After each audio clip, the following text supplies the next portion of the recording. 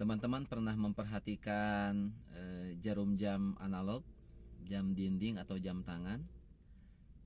Sesungguhnya 3 jarum jam yang berbeda itu, jam pendek itu seperti seorang owner, jam menengah itu seperti seorang manajer, dan jam panjang itu seperti banyaknya operator. Seperti apa filosofinya? Simak.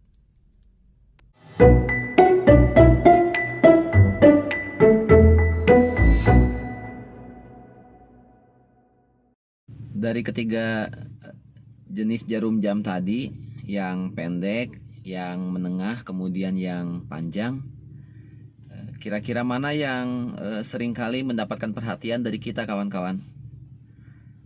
Kami kira kalau jam panjang sepertinya dalam kehidupan sehari-hari kita tidak terlalu kita perhatikan ya, jarum jam yang panjang itu. Kemudian kalau yang menengah ya oke lah, agak sering terperhatikan, terutama kalau dia mulai bergerak menunjuk angka 3, angka 6, angka 9 atau angka 12, biasanya lebih mencuri perhatian kita. Tetapi dalam kehidupan paling kita lebih banyak memperhatikan justru keadaan jarum pendek. Kita mengenali kalau ini sudah jam 1, jam 2, jam 3 lebih, itu adalah dari jarum pendeknya. Paling jika pun kita memperhatikan jarum menengah itu untuk menunjukkan presisi waktunya saja, bahwa kita menyebutnya kemudian jam 1 lebih 15, jam 1 lebih 20, jam 1 lebih 45. Belakangnya itu barangkali kita butuhkan, kita perhatikan kalau kita butuh presisi, baik dalam janjian, dalam membuat acara ataupun yang lainnya. Walaupun jarum panjang juga kadangkala memang bisa mencuri perhatian kita perhatikan, khususnya kalau dalam case mungkin pertandingan ya, balap mobil, balap motor ataupun apa, barulah jarum jam panjang itu yang menentukan beda sekian detik, beda berapa detik, beda sekian detik, itu barangkali baru diperhatikan perihal jarum panjang. Kawan-kawan sekalian, sepertinya begitu juga dengan kehidupan di sekitar kita.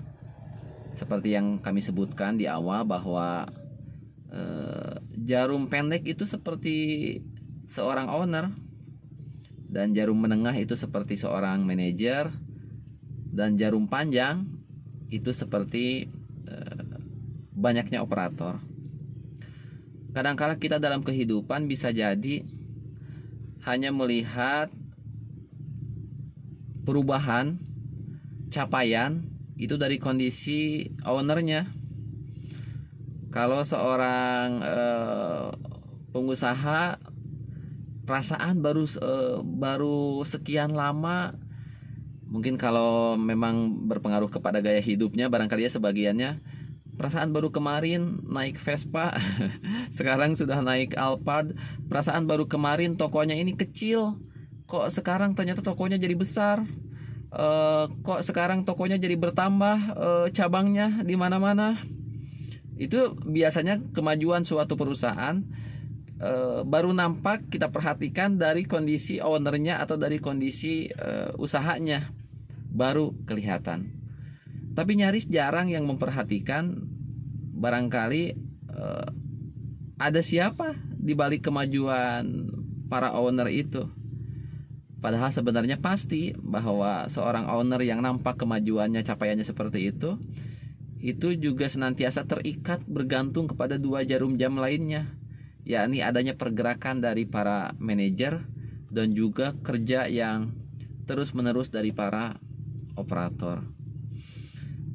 Perhatikan kawan-kawan sekalian, bahwa untuk menunjuk satu angka jarum pendek, contohnya dari jam 12 kemudian bergeser menunjuk ke satu angka di depannya, jam 1, maka sesungguhnya untuk menunjuk satu langkah saja itu dibutuhkan 60 kali putaran jarum menengah.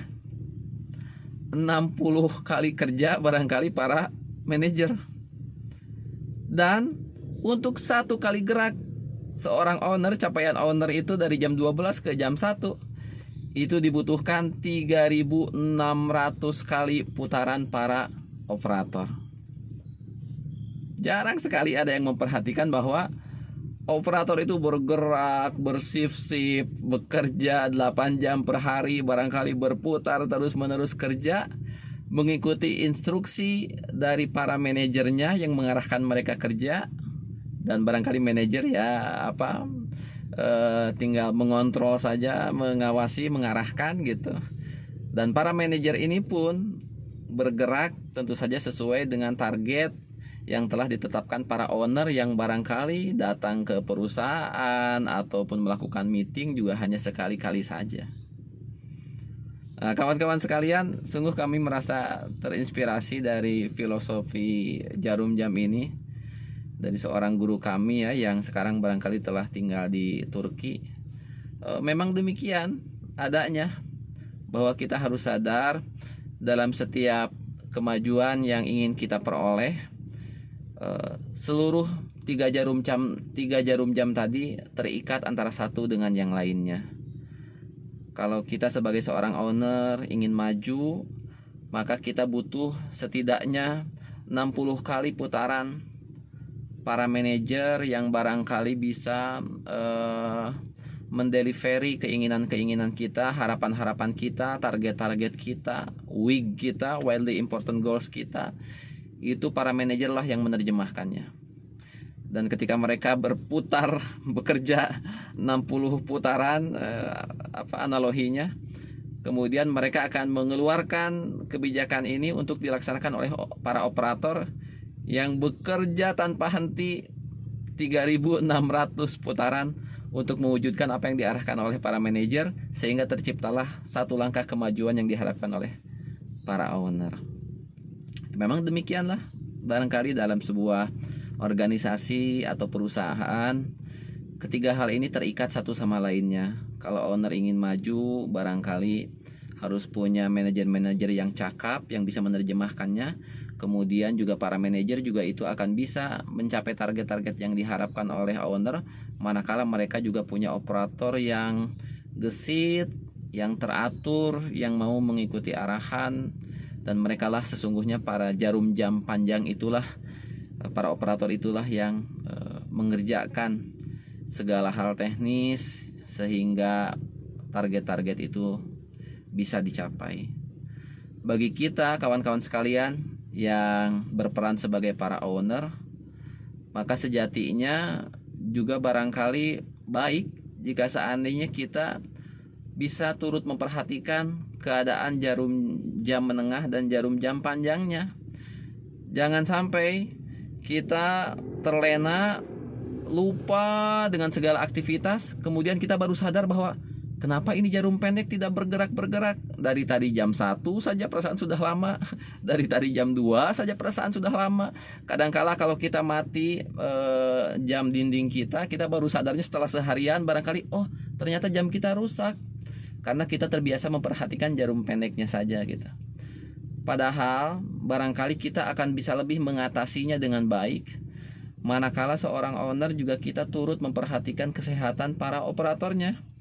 Kalau seandainya kita mulai memperhatikan jarum panjang yang berdetik setiap waktu tanpa henti, tik tik tik tik terus berputar setiap waktu, kemudian kita mendapati jarum jam panjang itu mulai maju mundur, maju mundur, maju mundur bahkan berhenti sama sekali total gitu.